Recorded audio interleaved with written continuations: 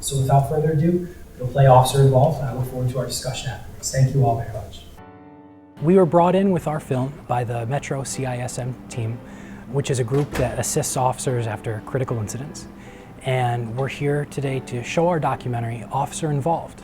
The documentary itself hasn't been released yet. We're still working toward a release, but we're doing private shows along the way. And the Metro CISM team reached out to have us come in and show one here.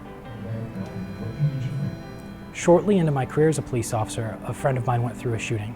And then shortly after that, another friend said, why can't the officer just shoot someone in the arm or the leg?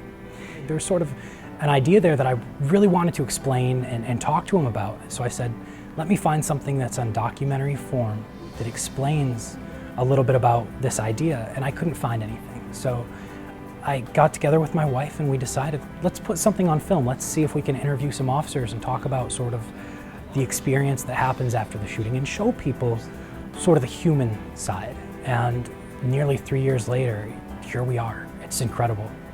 I think anyone that sees our film is going to have a bigger understanding of what officers experience. Now, I don't just mean people that are civilians that watch the film are going to have a different view, but officers that watch the film are actually going to take a lot away from it. Family members that watch the film are going to take a lot away from it.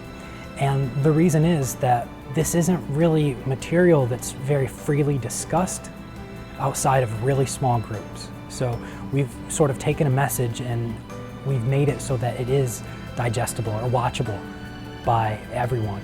I believe, and we know this from showing it, that everybody's going to get something out of the film. We're really, really, really hopeful that eventually it will have a small theatrical run, even if it's just independent theaters.